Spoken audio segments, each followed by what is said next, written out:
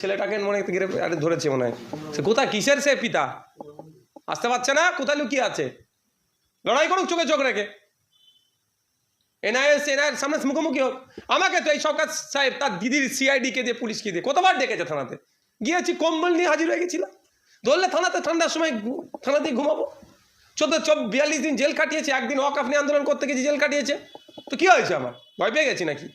কেন অন্যায় করিনি, আর অন্যায় করেছে বলে পালিয়ে বেড়াচ্ছে। দেখুন, অনেক আগে আনা দরকার ছিল, অনেক গ্রেফতার করা দরকার ছিল, এখন তো গ্রেফতার অনেক করতে পারেনি। ভোটের আগে ওকে গ্রেফতার করা দরকার ছিল, কারণ যে কেসে হয়েছে সে কেসটা কোথায়, ভাঙড়ে চালতাবেরিয়া অঞ্চলে বামুনিয়াতে ঐদুল বলে একজন তৃণমূলের নেতা, তার নেতৃত্বে বোম বাঁধা হচ্ছিল। বিভিন্ন রাজ্যের বিভিন্ন জায়গা থেকে বোম বাঁধা এক্সপার্টদেরকে নিয়ে এসে বোম বাঁধছিলেন শওকত সাহেবের নির্দেশে। তো এনআইএ গিয়েছিল, এই কেসটাতে এনআইএ হ্যান্ড ওভার নিয়েছে।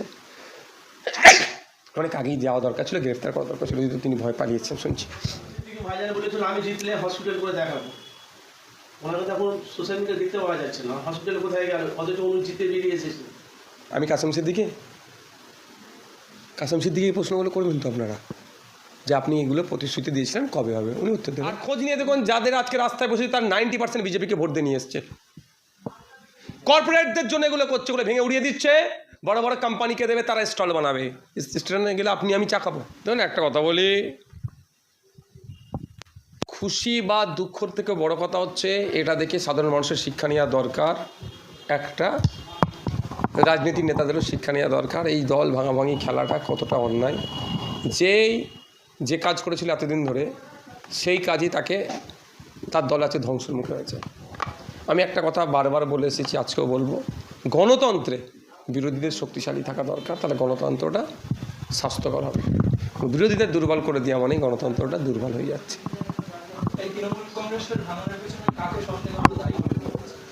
দেখুন, আমি তৃণমূল কংগ্রেসের পার্টি নেতা রয়েছে, সুতরাং আমি তার নিয়ে কে দায়ী কে হ্যান ত্যান নিয়ে আমি বিশ্লেষণ করে সময় নষ্ট করতে প্রয়োজন বোধ করছি না।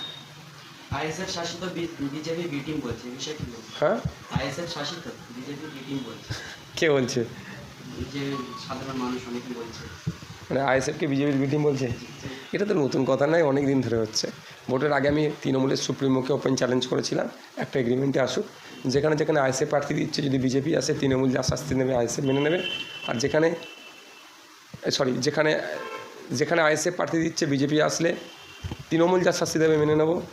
আর যেখানে তৃণমূল প্রার্থী দিচ্ছে, যদি বিজেপি আসে আইএসএফ যা শাস্তি দেবে তৃণমূলকে মেনে নিতে হবে, এই বলে চ্যালেঞ্জ করেছিলাম, তো অ্যাকসেপ্ট করেনি। তো আমি একটা জানতে চাই বা জানারও চেষ্টা করছি, আমি কোন তথ্যের ভিত্তিতে আইএসএফকে বিজেপির বি টিম বলা হচ্ছে, অন্তত সেই তথ্যটা দিয়ে বলবো যে এই তথ্যের জন্য বলা হচ্ছে। আগামীকাল ভাঙড় ক্যানিং 2 নম্বর বলে বিধায়ক শওকত মোল্লার ঘরেতে এনআইএ হানা, কি বলবেন? দেখুন, অনেক আগে আনা দরকার ছিল, অনেক গ্রেফতার করা দরকার ছিল, এখন তো গ্রেফতার অনেক করতে পারেনি। ভোটের আগে ওকে গ্রেফতার করা দরকার ছিল, কারণ যে কেসে হয়েছে সে কেসটা কোথায়, ভাঙড়ে চালতাবেরিয়া অঞ্চলে বামুনিয়াতে ঐদুল বলে একজন তৃণমূলের নেতা, তার নেতৃত্বে বোম বাঁধা হচ্ছিল। বিভিন্ন রাজ্যের বিভিন্ন জায়গা থেকে বোম বাঁধা এক্সপার্টদেরকে নিয়ে এসে বোম বাঁধছিলেন শওকত সাহেবের নির্দেশে। তো এনআইএ গিয়েছিল, এই কেসটাতে এনআইএ হ্যান্ড ওভার নিয়েছে। অনেক আগেই যাওয়া দরকার ছিল, গ্রেফতার করা দরকার ছিল, কিন্তু তিনি ভয় পালিয়েছেন শুনছি। মুম্বাই থেকে 3 জন আহত হয়েছে, নিখোঁজ, কি বলবেন? মারা গিয়েছে, প্রায় 3 থেকে 4 জন নিখোঁজ হয়েছে, আর 2 জন না 3 জন মারা গিয়েছে। ভয়ঙ্কর বোম বানছিল, ওই বোমগুলো ভোটের সময় আমাদের বিরুদ্ধে, গণতন্ত্রের বিরুদ্ধে কাজে লাগাতো শওকত সাহেব। বাংলার বিজেপি কর্মীরা বলছে আমাদেরকে সুবিধা করে দিয়েছে, বাংলায় একমাত্র আইএসএফ দল। কে বলছে? বিজেপির কর্মীরা। আচ্ছা, তাহলে আমাদেরকে কিছু ফ্যাসিলিটি দিতে বলো না। নব্য বিজেপিরা সবাই মানে বলছে, যারা তৃণমূলপন্থী থেকে বিজেপি হয়েছে রাতারাতি।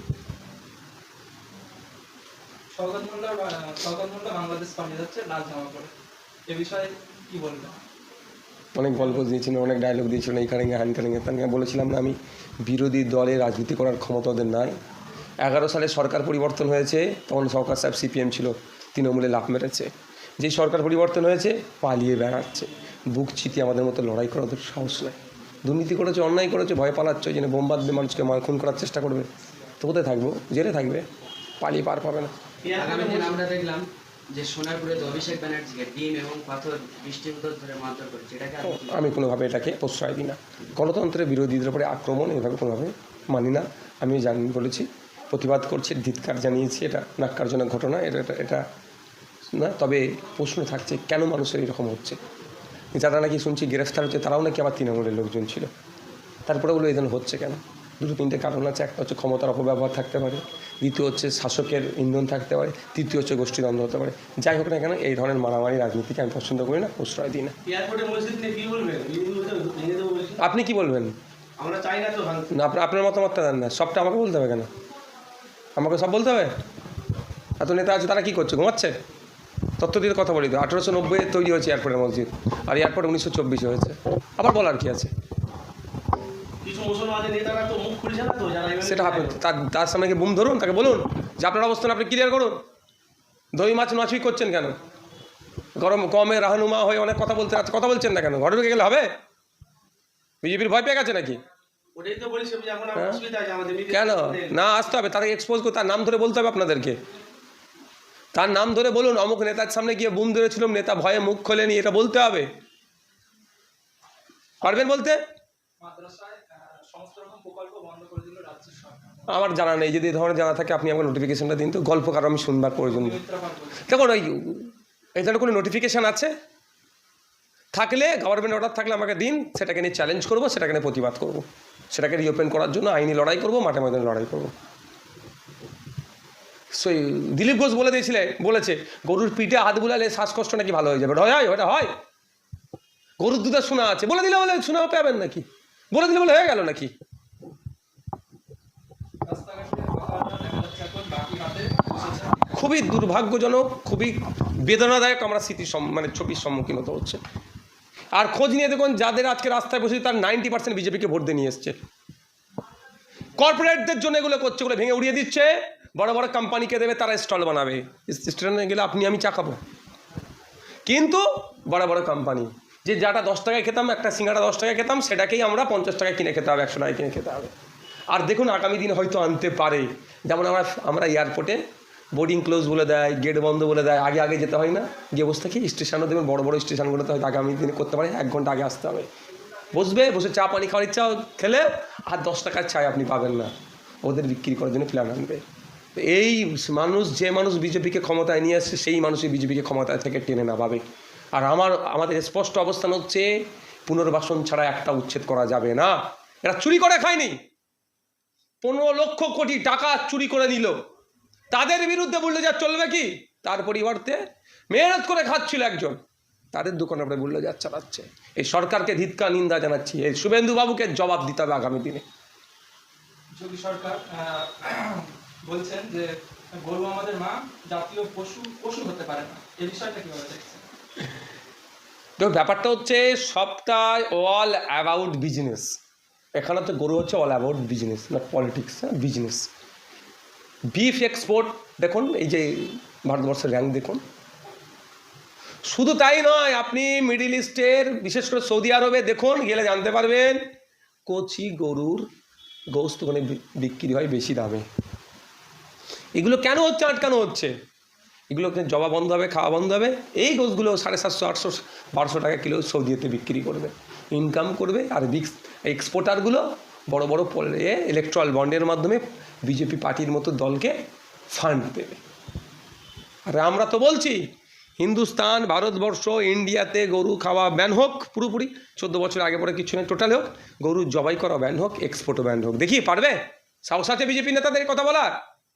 দেখছিলাম একটা মেঘালয়ে যে বলতে পারবে গরু ব্যান করার কথা, গোয়াতে বলতে পারবে, নর্থ ইস্টে বলতে পারবে না ব্যান করার কথা, সাউথ ইন্ডিয়াতে বলতে পারবে, সাহস নেই এদের।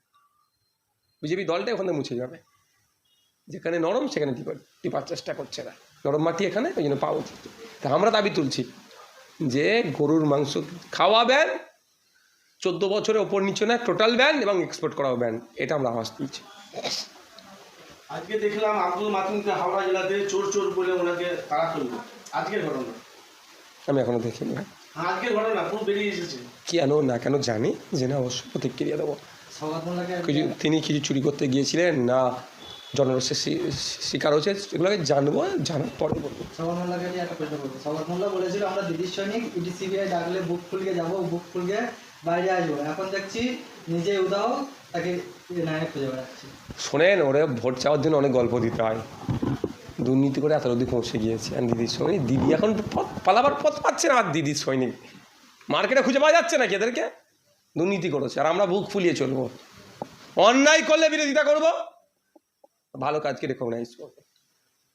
কোথায় আজকে ছেলেটাকে মনে হয় ধরেছে, মনে হয় সে কোথায়, কিসের সে পিতা আসতে পারছে না, কোথায় লুকিয়ে আছে? লড়াই করুক চোখে চোখ রেখে, এনআইএস এনআইএর সামনে মুখোমুখি হোক।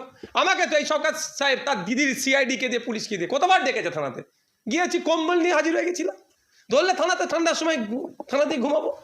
42 দিন জেল কাটিয়েছে, একদিন ওয়াকফ নিয়ে আন্দোলন করতে গেছি, জেল কাটিয়েছে। তো কী হয়েছে, আমার ভয় পেয়ে গেছি নাকি? কেন অন্যায় করিনি, আর অন্যায় করেছে বলে পালিয়ে বেড়াচ্ছে।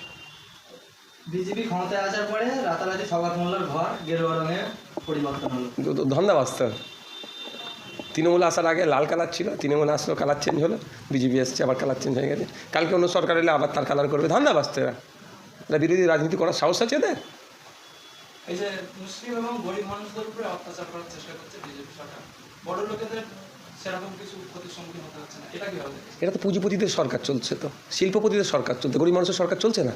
আপনি জানেন যে গ্যাসের দাম কোথায় গিয়েছে, পেট্রোল ডিজেলে কোথায় গিয়েছে? শুধু এইটাকে মাইন্ডকে ডাইভার্ট করে রাখার জন্য হিন্দু মুসলমানের খেলা দেখাচ্ছে। শুধু মুসলমানদের উপর অত্যাচার হচ্ছে না, ম্যাক্সিমাম শ্রমজীবী মানুষের উপর অত্যাচার নেমে আসছে। এই শ্রমজীবী মানুষের পরিমাণ হচ্ছে প্রায় 80%, 90% শ্রমজীবী এই ক্লাসের মানুষ, যাতে না ধরতে পারে যে আমার উপর অত্যাচার হচ্ছে। কিন্তু আমাকে কি বোঝানো হচ্ছে, দেখো অমুক হিন্দু মুসলমানের উপর অত্যাচার করছি বলে আমার ওপরে যে অত্যাচারেরটাকে বুঝতে দিচ্ছে না। এই যে এই প্ল্যাটফর্মে যে হকার উচ্ছেদ হচ্ছে, 70 থেকে 80% তো নন মুসলিম হিন্দু সমাজের মানুষ। তাদেরকে কি দেখাচ্ছে, কুরবানিতে নাকি ওদের 14 বছরের নিচে গরু জবাই করা বন্ধ করে দিয়েছি। দেখ কি টাইট করে ফেলেছে, কুরবানি হয়নি। হ্যাঁ, গরু জবা করেনি, তার পরিবর্তে খাসি হয়েছে, ভেড়া হয়েছে, দুম্বা হয়েছে। এটা কি টাইট করলো?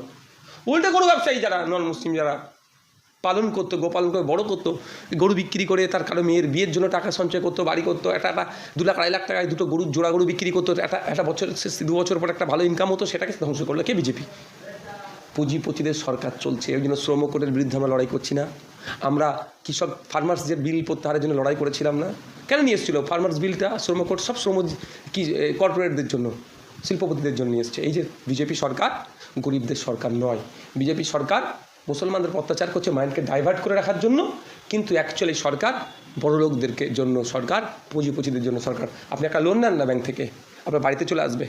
হ্যাঁ, আপনি 10, 20 হাজার, 50 হাজার টাকা কৃষক লোন নেন, বাড়িতে চলে আসবে একদম ওসুল করার জন্য। আর কোটিপতি শিল্পপতিরা হাজার হাজার কোটি টাকা লোন নিচ্ছে, অল্প টাকায় তাদের আন্ডারস্ট্যান্ডিং হয়ে তাদের ছেড়ে দিচ্ছে, ঋণমুক্ত হয়ে যাচ্ছে। এই চলছে তো। আমডাঙ্গাতে কাসেম সিদ্দিকী ভাইজান বলেছিল আমি জিতলে হসপিটাল করে দেখাবো। ওনাকে তো এখন সোশ্যাল মিডিয়া দেখতে পাওয়া যাচ্ছে না, হসপিটালে কোথায় গেল, অথচ উনি জিতে বেরিয়ে এসেছেন। আমি কাসেম সিদ্দিকী প্রশ্নগুলো করবেন তো আপনারা, যে আপনি এগুলো প্রতিশ্রুতি দিয়েছিলেন, কবে হবে? উনি উত্তর দেবেন। উনি এখন বলছে যে দিদি আমাকে বলতে বলেছিল, তাই আমি বলেছিলাম। কি বলবেন? ওই জন্য বলেছিলাম নিজের বাড়ি কাঁচা হলেও নিজের বাড়ি, পরের বাড়ি পাকা বাড়ির কোনো দাম নাই বলেছিলাম না ওর আগে। এই জন্যই বলেছিলাম। দিদি জাহান নামে ঝাঁপ দিতে বলেছিল, কে খেয়াল আছে তো? বলেছি আমি জাহান নামে দাঁড়িয়ে যাবো। ভাবিয়া করিও কাজ, করিয়া ভাবিও না। কথা বললে ভেবে চিনতে বলতে হয়, কি বলছি, আগামী দিনের ইম্প্যাক্ট কী পড়বে, কী জবাব দিতে হবে। আজকে যারা ক্ষমতায় আছে কালকে ক্ষমতায় নাও থাকতে পারে আগামীতে, সুতরাং ক্ষমতায় না থাকার পরে কী হবে সেটা ভাবতে হবে। Thank you.